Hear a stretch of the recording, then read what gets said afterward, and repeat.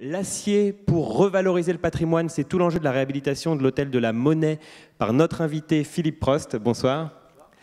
Derrière le nom Métamorphose se cache une restructuration complète du site de la Monnaie de Paris, une nouvelle vie offerte aux pierres du XVIIIe siècle à travers l'usage du métal d'aujourd'hui, aussi bien en structure qu'en habillage. On va vous laisser nous présenter tout ça. Ça marche? Oui. Oui, alors bonsoir. Merci David d'abord et merci Construire Acier de m'avoir invité à prendre la parole. C'est toujours agréable de pouvoir parler des projets, d'échanger surtout. Je pense que c'est bien si on peut un peu discuter. Alors j'ai choisi de donner comme titre Métamorphose parce que justement ce projet que j'ai mené à la Monnaie, qui n'est d'ailleurs pas réellement achevé puisqu'il y a une troisième phase qui est toujours en attente, ce projet, le nom de code de l'opération, c'était Métamorphose avec un S. Et je vais y revenir. Non, c'est moi qui ai choisi de ne pas en mettre, parce que pour me faire un petit pas de côté quand même. Et j'ai choisi d'utiliser ce terme tout simplement parce que, effectivement, il renvoyait bien à l'idée du projet que je vais montrer un petit peu après deux exemples préalables. Il renvoyait très très bien à l'idée de l'emploi du métal dans un site patrimonial tout de pierre bâtie, et cette idée que le métal pouvait amener une métamorphose du bâtiment. Donc je vais y revenir après, et j'ai choisi ce titre, pas de manière provocatrice, mais plutôt de manière mémoriel, on va dire, pour utiliser un très grand mot, puisque maintenant le projet s'appelle le musée du 11 Conti, donc avec une adresse, et qui est quelque chose finalement de beaucoup plus, je dirais presque courant aujourd'hui dans notre monde. Donc j'ai choisi de vous parler de patrimoine industriel, en fait, après réflexion, de vous présenter trois projets.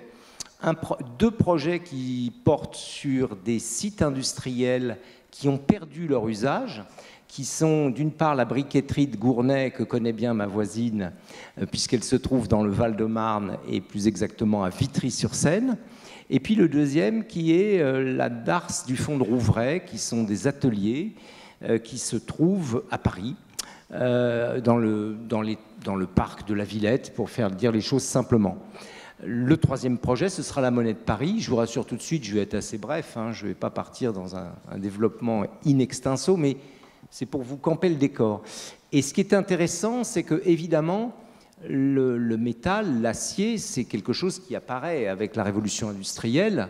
Donc ce qui est intéressant, c'est que là, il s'agit de deux bâtiments, les deux premiers qui sont des bâtiments contemporains de la révolution industrielle ou postérieurs à la révolution industrielle, qui utilisent eux-mêmes des produits fabriqués dans le cadre de cette révolution industrielle, c'est-à-dire de la fonte, de l'acier, qui vont utiliser aussi de la brique, mais dans sa version industrialisée, c'est-à-dire qu'on n'est plus dans la brique artisanale, on est dans la brique avec un four Hoffman ou avec d'autres types de processus qui calibrent parfaitement le matériau.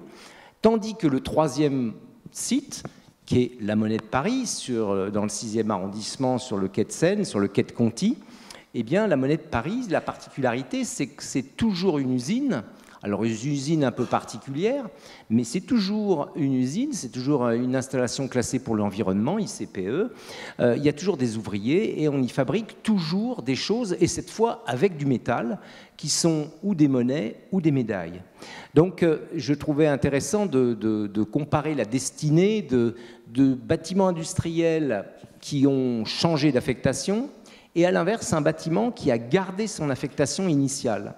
Ce qui est assez rare parce qu'une usine classée monument historique en plein 6e arrondissement est toujours en activité, vous pouvez chercher, vous n'en trouverez pas d'autres.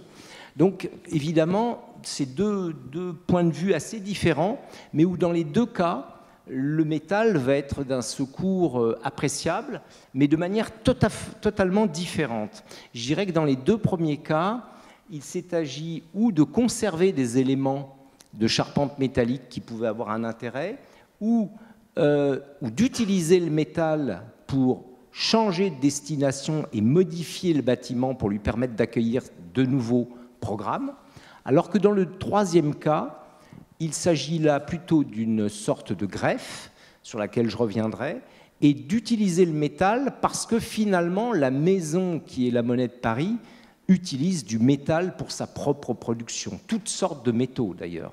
Donc on est dans deux cas de figure très très différents, mais je trouve qu'il est intéressant de les mettre en rapport parce que ce sont des patrimoines, pour les deux premiers, de l'ère industrielle, pour le dernier, de l'ère pré-industrielle, avec une architecture de pierre, une architecture qui présente un art de la taille de pierre, de la stéréotomie parmi les plus beaux bâtiments de Paris, et qui évidemment pose la question de l'emploi du métal de manière totalement différente. Alors, le premier, c'est la briqueterie de Gournay. Nous sommes dans le Val-de-Marne. C'est une des briqueteries qui a été les plus importantes en Île-de-France.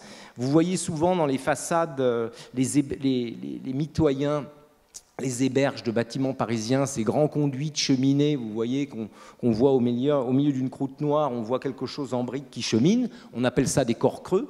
Et la briqueterie de Gournay était un des lieux de fabrication les plus importants de ces corps creux en région parisienne pendant la construction, pendant toutes les grandes constructions, la construction de Paris à la fin du 19e siècle et au début du 20e siècle. Ce bâtiment, il a perdu son usage, il a perdu progressivement, il s'est fait grignoter par l'urbanisme et par une ZAC, au point d'en conserver un seul tout petit morceau, qui est cette toute petite partie empochée noire, qui est ce corps de bâtiment, et qui évidemment est doté de l'élément typique de l'architecture industrielle de l'ancien temps, ou de l'ancien monde, comme on dit certains, c'est-à-dire la cheminée de briques, qui est caractéristique avec le système à sheds, tout le monde, c'est comme le château fort, on dessine des tours et des créneaux, là on dessine des sheds et une cheminée, c'est une usine. Donc il ne reste plus que ça. Et le projet qui est lancé est un projet qui vise à installer à l'intérieur un centre de développement chorégraphique, c'est-à-dire, on dirait aujourd'hui de manière plus in the move, on dirait un incubateur pour la danse contemporaine, c'est-à-dire un lieu où on présente et on prépare des spectacles qui vont ensuite tourner. Et la question qui était posée, c'était d'accueillir une salle d'une jauge suffisante. Pour cela, j'ai évidemment choisi de la construire à côté parce que ce que préconisait la programmation, c'était de l'installer dans le corps de bâtiment. Or, comme la scène faisait 15 mètres par 15 mètres et le bâtiment 14 mètres de large, suivez mon regard, il fallait démolir une façade pour installer la scène, ce qui ensuite pose quelques problèmes en termes de construction et en termes de maintien en place de l'existant. Tandis que le corps de bâtiment principal, j'ai choisi d'y installer des bureaux, des espaces qui pouvaient s'y installer et des studios de répétition et leur offrir une volumétrie, une hauteur sous plafond que le programme n'envisageait pas puisqu'il réglait tout ça à 4 mètres de hauteur sous plafond maximum. Donc le plan en noir et rouge, vous connaissez le principe, donc tout ce qui est en rouge est neuf, tout ce qui est en noir est conservé. Et vous voyez ici en plan qu'on voit essentiellement des façades et une cheminée. En réalité, on conserve un peu plus que cela. Le petit plan, le petit croquis donne, pour essayer de placer les idées, un corps de bâtiment existant, un corps de bâtiment neuf, et puis des sortes de bandes, qui sont des bandes qu'on peut circuler, mais qui correspondent aussi à l'emprise des corps de bâtiment et à l'emprise d'une nouvelle couverture. Une nouvelle couverture, alors on a un énorme hall, c'était un séchoir pour les briques. En dessous, vous aviez un four Hoffmann et les briques étaient montées pour être séchées là. Et vous avez là, évidemment, une structure de charpente métallique. À l'époque, vous voyez, elle est présente, elle est encore intacte. Et pour moi, c'était un élément extrêmement important, c'est-à-dire qu'il ne s'agissait surtout pas de céder aux sirènes du façadisme, puisqu'on nous disait peut-être qu'on peut les garder, peut-être qu'on peut les supprimer. Bon, fort heureusement, ce n'était pas mon intention, et surtout après coup, quand on a dégradé les murs et regardé comment étaient constituées les maçonneries à l'intérieur, on s'est rendu compte que cette charpente métallique, c'était un pan de fer, en fait, la partie charpente métallique intérieure était liée à un pan de fer dans lequel on avait des briques, et que ce pan de fer, en plus, il passait dans un tirant qui était au-dessus d'un système de voûtin. Donc autant dire que si on avait coupé tout ça, l'équilibre du bâtiment était rompu. Pour autant, ça a été quand même souvent des sollicitations de tel ou tel autre en disant « ça serait plus simple, ça coûterait moins cher, vous êtes vraiment attaché au passé, vous êtes un homme du passé ». Bon, moi j'étais assez content de le conserver et je trouve qu'on voit bien que c'est très adapté à des studios de danse parce que ce n'est pas un plafond droit, la danse c'est le mouvement, c'est l'envol et évidemment cette forme de nef était comme prédestinée pour accueillir la danse. Et c'est ce qui fait d'ailleurs, à mon grand plaisir, que les plus grands danseurs, les plus grandes compagnies que vous connaissez elles viennent toutes répéter là à un moment ou un autre. Parce que justement, cet espace, il est dynamique. Et il est dynamique, il nous a été donné par cette architecture industrielle. Je n'ai rien inventé, je n'ai fait que conserver en essayant d'utiliser les choses comme elles devaient l'être. Mais pour en arriver là, il a quand même fallu, et là je rassure mesdames construire acier qui sont présentes, il a quand même fallu utiliser de l'acier. Il a fallu utiliser de l'acier parce que, comme vous le voyez tout de suite, on ne voit pas de gaine de soufflage, on ne voit pas toutes les canalisations auxquelles on est habitué, auxquelles on a fini par dire « Ah oui, ce serait pas mal d'avoir tout ça en apparent, c'est chouette, c'est une esthétique industrielle ».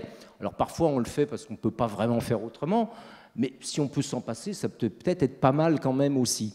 Et là, en fait, vous voyez, la charpente est conservée, et en fait, pour ce faire, vous voyez le bâtiment tel qu'il existait, sa cheminée, un bâtiment en briques avec un système de pans de fer, donc vous avez des poteaux métalliques qui prennent appui ici, qui portent les fermes que vous voyez à l'intérieur régulièrement, toutes les travées, c'est très simple. Et ce que j'ai fait, c'est que j'ai fait une grande charpente qui est posée au-dessus de la charpente et qui fait qu'entre la charpente ancienne, qui, il faut bien le dire, ne porte plus rien, elle ne porte qu'elle-même, mais qui est toujours conservée, vous avez au-dessus une autre charpente, et qu'entre ces deux charpentes, il y a à peu près 1,40 m de hauteur, si ma mémoire est bonne, eh bien, on a pu faire circuler tous les systèmes d'air, tous les systèmes aérauliques, sans qu'on ne les voit ni dedans ni dehors, et qu'on leur trouve un véritable volume technique qui peut être inspectable et où on peut intervenir sur les ouvrages. Ça nous a permis, au passage, de protéger un peu, comme à la manière d'une construction ancienne, comme si on avait un parapluie, hein, c'est un terme qu'on utilise en restauration, ou un parapluie qui est posé au-dessus, et de dégager un grand espace qui m'a permis de proposer aussi à ce lieu de la danse une vitrine sur l'espace public, un espace couvert, et là vous en avez une manifestation, une compagnie hollandaise dont j'ai oublié le nom, mais qui est très, très connue et dont le spectacle consiste à construire une architecture pendant la durée de son spectacle. Et vous voyez évidemment que tout le public s'agglutine sur ces beaux escaliers en profilé acier, sous cette grande charpente métallique, et puis sous ce dispositif qui permet du coup d'accueillir la scène. Voilà le premier exemple.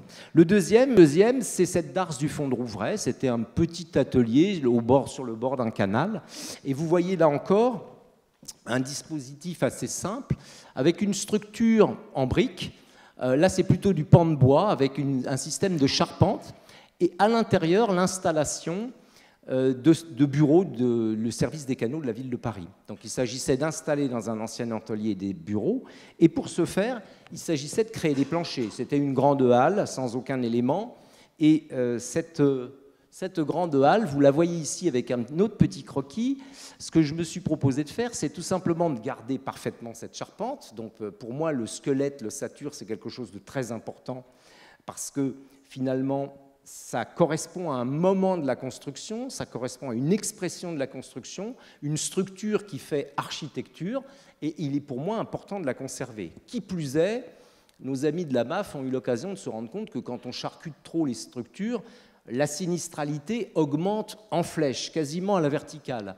Donc on conserve la charpente existante, et là encore, même stratégie, il s'agit de ne rien faire porter de plus à cette charpente que ce qu'elle porte déjà, pour qu'au moins le bureau de contrôle ne puisse pas nous dire « Ah ben là, tout va s'effondrer, vous ne pouvez pas faire ceci, vous ne pouvez pas faire cela ».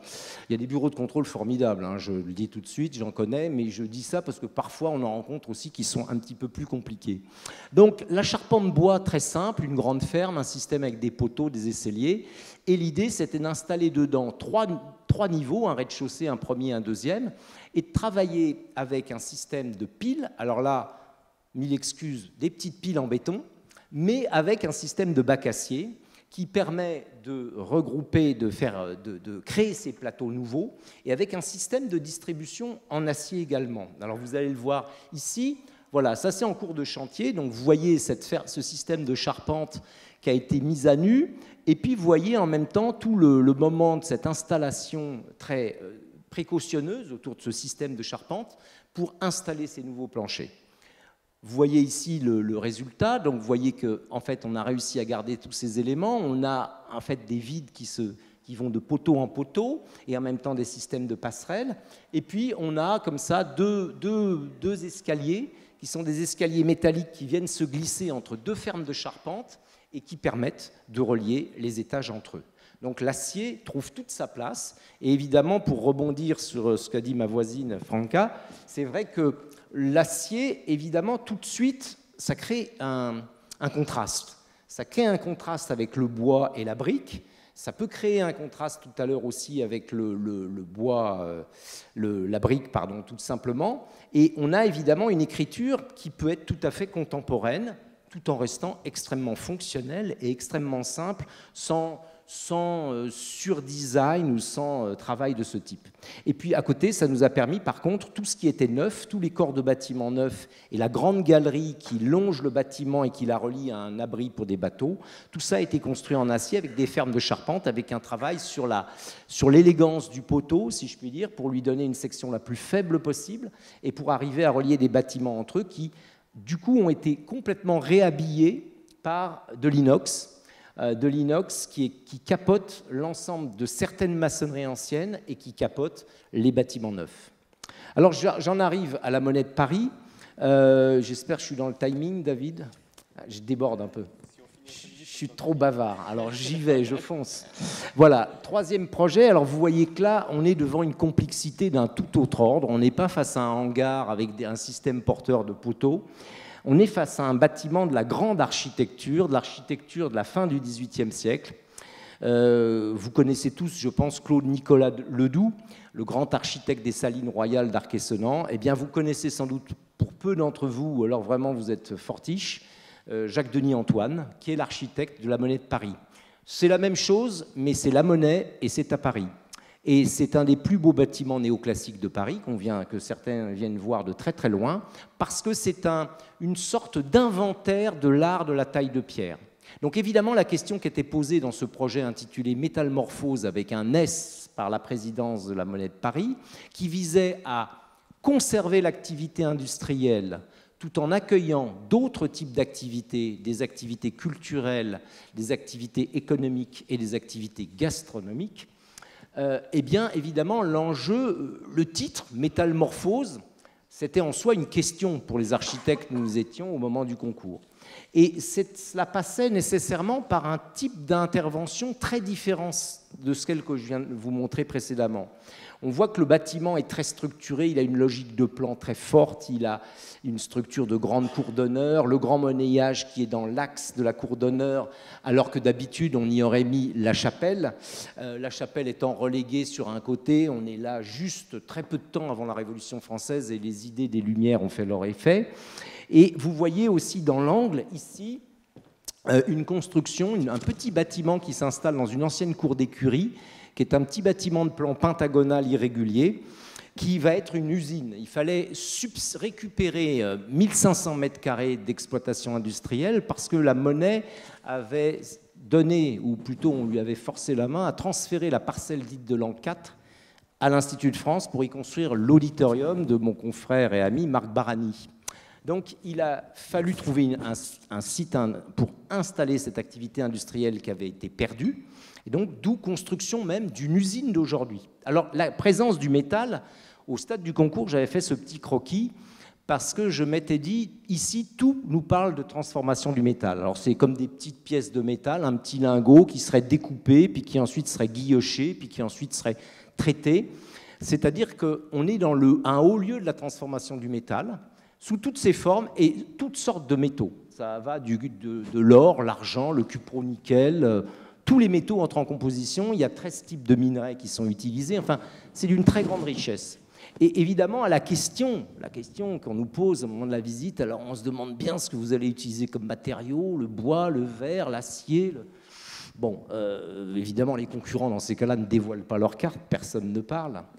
Et moi, ce qui m'avait saisi pendant la visite, c'est de voir ça. Il ne s'agit pas de panneaux de gens prouvés, démontés en attente d'un remontage éventuel. Il s'agit de planches. Et oui, c'est comme ça s'appelle des planches. C'est curieux, des planches tout en métal. Des planches qui sont perforées ou découpées.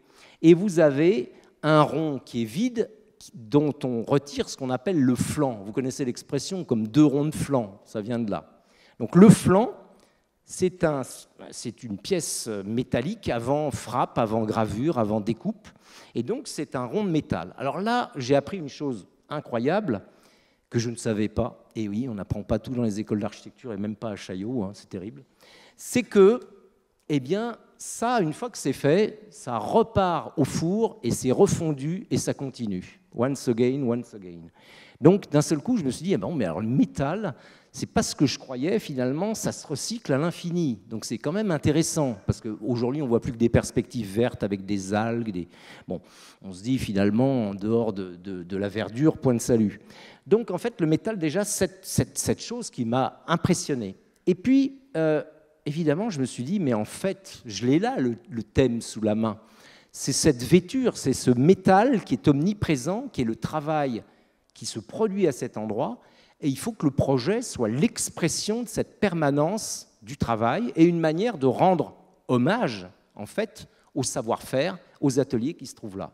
D'où, évidemment, une vêture. Alors ici, il s'agit du cuivre, nul n'est parfait, et non pas de l'acier, mais d'où ces panneaux qui, eux-mêmes, sont fabriqués, découpés, assemblés à la manière des planches de métal qui permettent de réaliser ces monnaies. Le thème du métal, du coup, je l'ai décliné un peu à l'infini. Alors là, c'est un bâtiment neuf, hein, c'est ce bâtiment contemporain dans lequel j'ai utilisé des planchers en béton parce qu'il fallait qu'ils reprennent 4 tonnes au mètre carré. Donc, et qu'il y avait quelques petites problématiques de coupe-feu entre étages. Donc, escalier béton, mais à culpa, mais en tout cas, toute une vêture métallique. Et puis, de même, le thème du métal est venu me permettre de travailler des endroits qui avaient été gravement endommagés par l'activité industrielle. Parce qu'il faut dire qu'avant ce concours, le service technique ou le bureau d'études des plans faisait lui-même des plans et faisait lui-même des transformations du bâtiment. C'est un bâtiment industriel qui a donc connu le cheval, la machine à vapeur et l'électricité. Donc chaque fois qu'on change de système de réseau, je peux vous dire qu'il s'en passe et ça déménage. Et sans trop d'interrogations sur la question de l'architecture. Donc là, par exemple, c'est de l'inox. Et donc, j'ai voulu utiliser un peu tous les métaux qui pouvaient être utilisés d'une manière ou d'une autre à l'intérieur du lieu. Donc le métal n'est plus un élément structurel en tant que tel, c'est plutôt un élément qui permet d'exprimer l'idée du projet, qui permet d'exprimer cette métamorphose, et puis qui permet aussi du coup quand même, parce que quand on éventre une façade en pierre, qu'on a rebouché ça avec des agglos, avec un ciment fin, bon, c'est un peu compliqué quand même de laisser ça à côté de la belle pierre de taille. Donc qu'est-ce qu'on fait? Du coup, je greffe, je revais, et j'arrive à donner une autre expression. Ici, c'est un magnifique espace, et j'ai presque fini, je rassure David, un magnifique espace qui était la citerne, parce que quand on a une usine en plein Paris, il faut lutter contre, à l'époque, on lutte contre l'incendie, et il y a une énorme citerne en pierre, massive, de plusieurs centaines de mètres cubes, qui est dans un plan qui a une forme de haricot, et qui était au centre, sous cette magnifique charpente. Évidemment, à un moment donné, il y a eu l'eau, il y a eu la BSPP, la Brigade des sapeurs-pompiers de Paris, tout ça, donc ils ne luttaient plus eux-mêmes contre l'incendie. Et comme ils cherchent le moindre mètre carré, parce que dans un lieu industriel, on n'est pas là à faire des prières devant le patrimoine, on se dit où est-ce qu'on peut mettre la dernière bécane livrée. Donc, ils ont rasé ça, ils ont démoli, après finalement ils ont mis un transstocker, vous savez, c'est un truc qui transporte des trucs très lourds d'étage en étage. Et moi, j'ai eu envie de me servir de ce lieu pour en faire un pivot de circulation entre étages. Et évidemment, à nouveau, avec du métal, que vous voyez ici, qui est ce métal qui est perforé et qui est avant la perforation ici, et qui permet de relier des niveaux entre eux, des niveaux accessibles au public, mais qui permet ensuite aussi d'intégrer des ascenseurs, l'un qui est pour le public, l'autre pour l'activité industrielle, de manière, je dirais, presque subreptice. Alors après, un bout de mur rideau quand même. Là aussi, pour relier des bâtiments, il y avait eu des faux bâtiments à l'ancienne qui avaient été installés là en béton, mal fagotés, mal dessinés, qui reprenaient un peu l'ordonnance, mais qui étaient quand même un peu une injure à l'architecture de Jacques Denis-Antoine. Donc on a démoli ça, mais on avait besoin de garder cette liaison fonctionnelle dans un parcours muséal très compliqué. Donc ce que j'ai choisi de faire, c'est de créer ce système de passerelle intérieure, de créer ce mur rideau, et puis du coup, d'avoir une vêture métallique, toujours, parce qu'il y a toutes sortes d'emplois du métal à l'intérieur, y compris sous des formes différentes que simplement le flanc. Voilà, donc c'est une sorte d'ode ou de message d'amour au métal à travers toutes ces dimensions. Je crois que c'est fini. Et en plus dans les temps. Merci beaucoup, Philippe Prost.